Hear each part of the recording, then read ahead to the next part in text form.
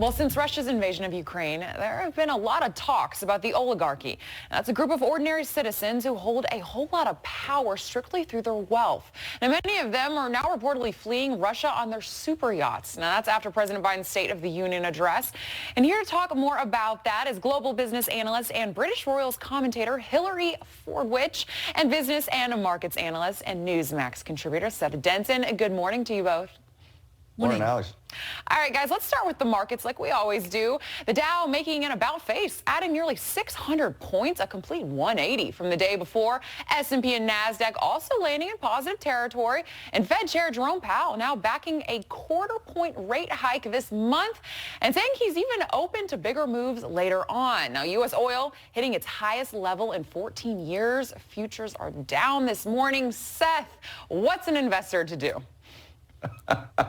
Well, listen, I've said that the markets for a while have been like that person at the party, the lights come on, but they're still dancing, right? They're trying to hold on and grab that last minute. And I think that we may be there. The markets, though, overall, I think, again, consistency long-term, they're going to be fine. If we look at the S&P over the last year, it's easy to look at the year-to-date. It's up 85%. Over the last 5 years, I'm sorry, 85% over the last 5 years. And the NASDAQ over 130%, so over those 5-year periods. So remember, this is the long game. If you're trying to time the market, you might as well just go to Vegas and gamble. All right, let's talk about those oligarchs. Now, the Russia-Ukraine war obviously having an impact on the markets. With Russian President Vladimir Putin, he's often represented as a dictator. But in reality, he actually shares a part of it with ordinary citizens who have just amassed a massive fortune. We're talking billions. And they actually maintain close ties with the presidency, many even alluding that these billionaires have aided Putin in his invasion of Ukraine. Hillary, how did this all come to be?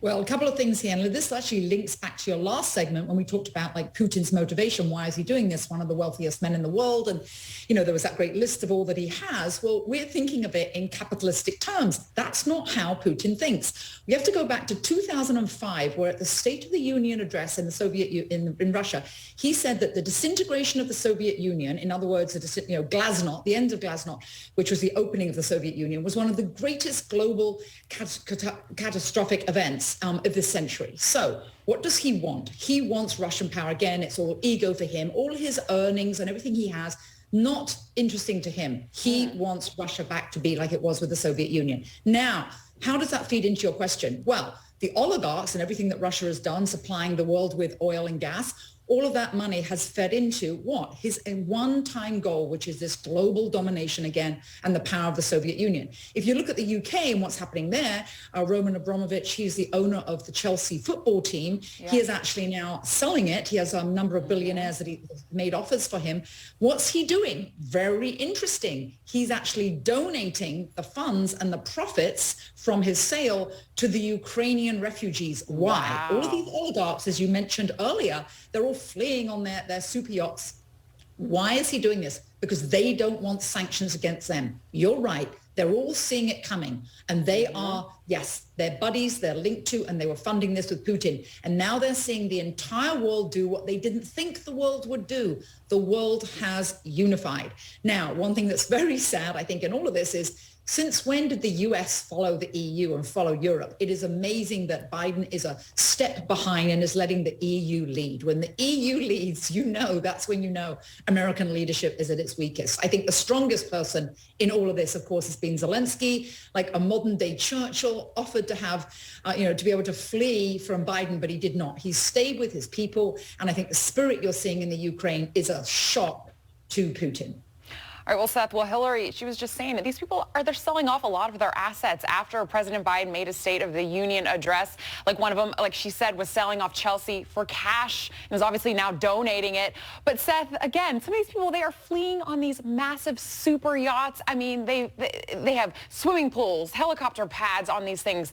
Can we actually seize these Russian yachts?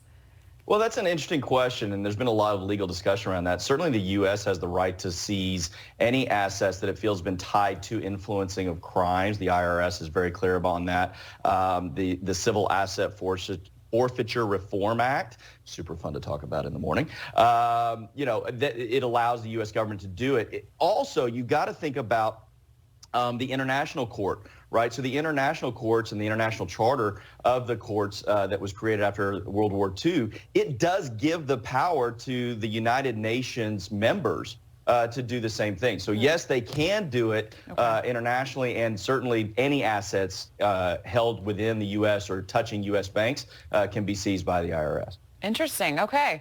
All right. That's all the time we have. Thank you, Hillary Forwich and Seth Denson. Fascinating stuff. Thank you for coming on this morning. Thanks so much.